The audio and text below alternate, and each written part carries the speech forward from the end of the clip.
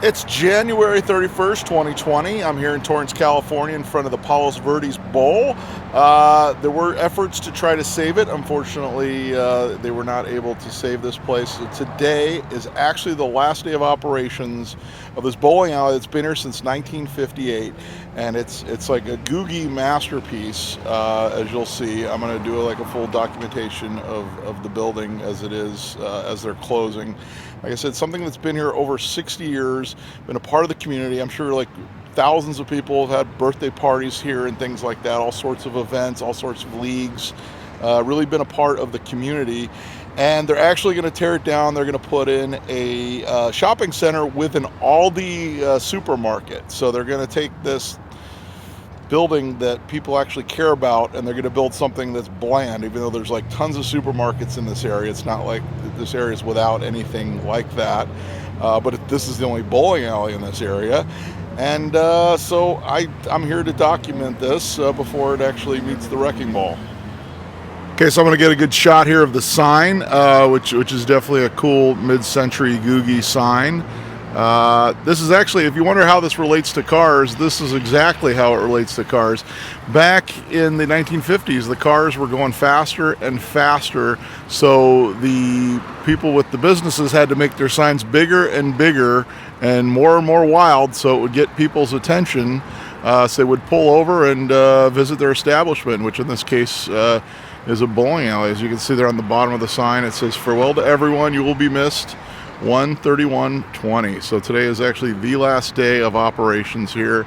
And another cool thing on the sign, I'm going to try to zoom in here. On the very top, it has like a very retro, almost like an atomic sphere up on top, which was a very popular element of signs back in the mid-century era. So hopefully they'll at least save the actual sign, or maybe like Valley Relics might be interested in it, or hopefully they'll leave it up and make it part of the new development. But it would be really nice to see them actually keep the whole bowling alley, but obviously property values and such have increased over the years. All right, so here's a sweep of the front of the building. As you can see, it has kind of like a concave area there where they have the letters Palos Verdes Bowl written in almost like a tiki font.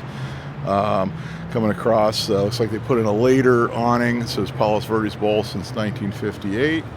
And then coming down to the end, there's actually another sign, which is a neon sign, Palos Verdes Bowl, 40 lanes. So that looks to be original, probably from 1958. And I'm going to give a tour around the side of the building where there's some really cool Googie elements. All right, so I came around the side of the Palos Verdes Bowl here. As you can see, they have an iron girder, almost like a sculpture coming out of the side with the holes in it, which is definitely a part of what you see in a lot of Googie buildings from the mid-century era. And this is actually the pro shop. As you remember, like old bowling alleys always have a pro shop in them. It's like a rule or something. So it actually says they'll be closing after today at 7 p.m. So pro shop will be closing along with the rest of the bowling alley.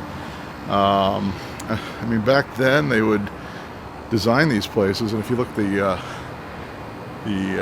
girders actually extend into the building. So they did a lot of that back then. So basically, to kind of bring the outside inside, so to continue the motif, the girders actually go into the building. And they've actually got, keeping with like a SoCal culture, they've got some surfers with a Woody photograph up on the wall. But like I said, this kind of design element is not in use anymore unless somebody's doing something retro that I don't know about. And coming along here, I'll come over here and film. This is actually a side door going into the main bowling alley. You can see more of this architectural element coming along this side. All right, so what's your name? Michael Clark. Okay, so you've been coming here for years then. Yeah, I moved away for a while, but I was coming here since I was a kid. Okay. And I remember getting my first girlfriend here. Yeah, so it brings back a lot of memories. This place brings back a lot of memories. And I remember participating in my first bowling league here, which was a toy league, when I was like 13 years old. Let me get the bowling alley in the background. And it's just like the fact that they're getting rid of this place for a shopping mall. Which, when there's a shopping mall across, like literally 2 shopping malls across the street. Exactly. And the whole thing is that I understand the guy sold it for like $17 million, but it's hard to compete in the bowling industry. In fact, I had relatives that had a bowling alley in Florida, and they were having lots of problems for many years, and the bar is what actually kept that place afloat. Yeah, the bar, I understand, is also what's been keeping this place afloat. That and the regulars who bowl here and everything like that. And the dedication is what kept this place alive, and I'm proud to have been a part of this legacy that was PV Bowl. I'm gonna miss it because this was my childhood, and it's sad to see it go. Okay, well, thanks for talking to us about your memories of the Palos Verdes Bowl. It was a pleasure talking to you.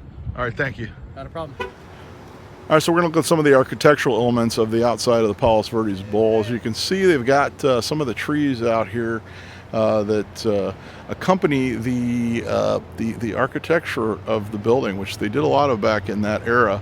It was popular to have, even you see, especially in Southern California, you'd even see like palm trees and things sticking out of roofs. It's a popular theme. You can see they have the steel girders under the part where the awning is, just as it was on the side. And then here's a middle entrance to the bowling alley. All right, and now we have a sign that says Palos Verdes Bowl, 40 lanes. This one has seen better days. It's not neon, looks like it's like a backlit sign, but it's probably original to this bowling alley. And it actually faces Crenshaw Boulevard, so someone looking over while they were driving down Crenshaw would see this. It's like the O is completely obliterated. It's got neon behind it. And then coming around the other side of the building, we have another entrance with more of the steel girder work that accentuates it. So, and like I said, all this will be gone, unfortunately, very, very soon. All right, so we're going to start here on one end of the bowling alley. It's actually not the end where the door I just showed you was. It's the opposite end. I walked through to kind of see what was going on first. But you can see they have a cafe and grill. As you can imagine, every bowling alley back in the day, they always had some sort of a snack bar or something where you could buy a burger or hot dog or something like that. So this one is absolutely no different, which it'll be closing along with the rest of the bowling alley. So you can see there's a lot of leagues here, a lot of regulars from over the years getting in their last frames.